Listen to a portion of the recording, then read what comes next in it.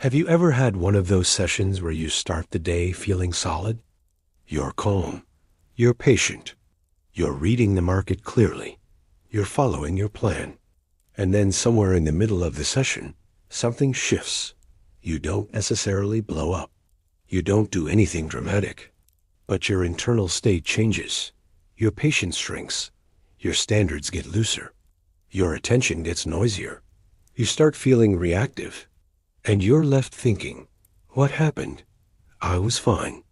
This episode is about that moment, why emotional control often disappears mid-session, even when you start the day in a good place, and how to prevent the second half of your session from undoing the first half. Because this is one of the most common hidden patterns in trading. You don't to lose the day at the open, you lose it in the middle. Here's the first truth. Emotional control isn't a personality trait. It's a resource. It runs on fuel. And like any resource, it gets depleted. The reason mid-session is dangerous is because by the time you get there, you've already spent more mental energy than you realize.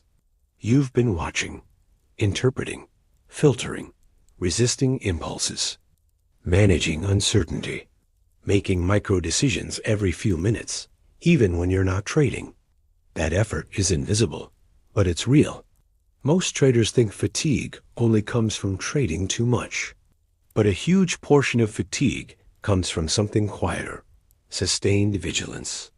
Your nervous system stays slightly activated the entire time you're engaged with the market. And that activation has a cost. So when your emotional control collapses mid-session, it's rarely because you suddenly became undisciplined. It's usually because your system hit a threshold. Your brain went from deliberate to economical, from I will follow my plan to I just want relief. That relief can look like chasing a trade, forcing action, tightening up, or even shutting down and hesitating. Different traders leak differently, but the mechanism is the same. Now let's break down the 3 most common reasons emotional control disappears mid-session. The first is decision fatigue. Decision fatigue doesn't mean you feel tired. It means your ability to choose the higher quality option decreases as you make more decisions. In the first hour of your session, choosing discipline is easier. You have bandwidth. Later on, you're more likely to default to the easiest option. Take the trade. Check your profit and loss statement again. Click just in case. Move the stop to reduce discomfort. Close early to end uncertainty. That's not you being weak. That's your brain conserving energy. The second reason is emotional residue. Even if you handled the first part of the day well, you accumulate small emotional fragments. A trade that didn't work. A near miss that annoyed you. A setup you hesitated on. A win that made you feel pressure to keep it. A loss that made you feel slightly guarded. None of these are big enough to trigger a meltdown, but they stack. And by mid-session, you're carrying more emotional weight than you started with. That weight shows up as tension, tight breathing, narrow focus, impatience. And then a normal market moment hits chop, a pullback, a small loss, and it feels bigger than it should because you're already loaded. The third reason is expectancy drift. This one is sneaky. At the start of the session, you tell yourself you'll follow the process. But as time passes, your brain starts measuring the day by outcomes. If you're down, you start thinking about getting back to even. If you're up, you start thinking about keeping it. If you're flat, you start thinking you should be up by now. That shift changes your relationship to trades. Trades stop being one decision in a long series and start feeling like a way to fix the day.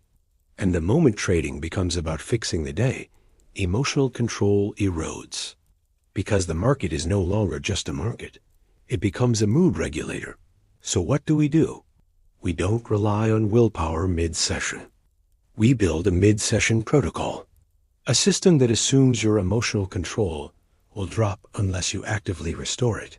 This is how professional performance works in every field. Breaks are part of the strategy, not a reward you earn after you perform. Here's a simple protocol you can use that doesn't require complicated tools. First, schedule a hard reset time. Pick a time that's consistent, maybe 90 minutes into your session, or after your first trade closes, or right before a common chop period.